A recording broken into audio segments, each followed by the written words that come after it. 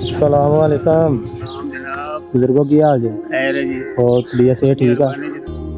अच्छा सानू पता चलिया सी इत्थे कोई मजदूर फैमिली रहिंदी वो है। जी बिल्कुल रंधे मेरे साथी रंधे ने अपने अच्छा अच्छा वो जी गए न दवाई लेन अच्छा ते आ बच्चे बाली बच्चा बैठे नहीं ते इत्थे कोई है नहीं हुण जेड़ा कोई भाई मजदूर आ वो है नहीं इत्थे। ਉਹਨੂੰ ਲੈ ਗਏ ਜੀ ਦਵਾਈ ਚਾਹ ਕੇ ਤੂੰ ਲੈ ਗਏ ਤੰਗ ਬੜਾ अच्छा ਲੈ ਗਏ ਹਸਪਤਾਲ ਫੈਸਲਾਬਾਦ ਅਸੀਂ ਉਹਨਾਂ ਵਾਸਤੇ ਮਾਸ਼ਾਅੱਲਾ ਰਮਜ਼ਾਨ ਰਾਸ਼ਨ ਲੈ ਕੇ ਆਏ ਸੀਗੇ। ਅੱਛਾ ਉਹ ਤੁਹਾਡੇ ਹੀ ਆ ਬੱਚੇ? ਹਾਂਜੀ ਸਾਡੇ ਇਹ ਅੱਛਾ ਮਾਂ ਰਹੀ ਆ ਉਹਨਾਂ ਦੇ? ਹਾਂਜੀ ਅਸੀਂ ਮਾਸ਼ਾਅੱਲਾ ਅਸੀਂ ਬੈਠੇ ਤੋਂ ਦਵਾਈ ਲੈਣ ਗਏ ਤੁਹਾਡਾ ਅੱਛਾ, ਸਾਨੂੰ ਕੀ ਅੱਛਾ। ਪਤਾ ਵਾ ਤੁਸੀਂ ਨਾ ਆਉਣਾ ਕਿ ਨਹੀਂ।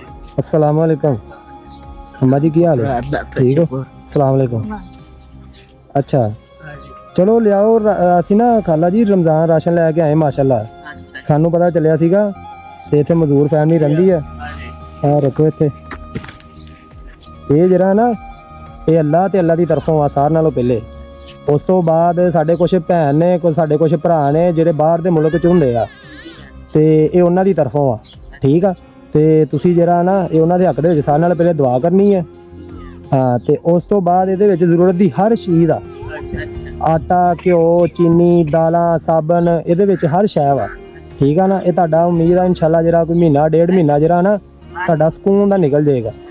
ਠੀਕ ਆ ਤੇ ਇਹ ਤੁਸੀਂ ਉਹਨਾਂ ਦੇ ਹੱਕ ਦੇ ਵਿੱਚ ਲਾਜ਼ਮੀ ਦੁਆ ਕਰਨੀ ਤੇ ਚੁੱਕ ਕੇ ਦੁਆ ਦੇ ਦਿਓ ਉਹਨਾਂ ਨੂੰ। ਅੱਲਾ ਖੈਰ ਕਰੇ ਦੇਵੇ ਬੱਚਾ ਹੂੰ ਸ਼ਾਲਾ ਸੁਖੀ ਵਸੋਂ ਆਮੀਨ ਬੜਾ ਕਰਾਂ ਆਮੀਨ ਨਿਭਾਓ ਆਮੀਨ। ਤੇ ਨਾਲੇ ਨਾ ਕੁਝ ਪੈਸੇ ਆ ਫੜੋ ਇਹਦੇ ਵਿੱਚ ਨਾ ਤੁਸੀਂ ਆਪਣਾ ਕੋਈ ਬੱਚਿਆਂ ਦੇ ਈਦ ਦੇ ਕੱਪੜੇ ਕੋਈ ਜੁੱਤੀ ਕੋਈ ਹੋਰ ਸ਼ੈ ਜਿਹੜਾ ਵੀ ਕੋਈ ਆਪਣਾ ਨਿਜ਼ਾਮ ਚਲਾਣਾ ਵਾ ਤੇ ਉਹ ਤੁਸੀਂ ਚਲਾ ਸਕਦੇ। ਠੀਕ ਹੈ ਇਹਨਾਂ ਪੈਸਿਆਂ ਦੇ ਨਾਲ।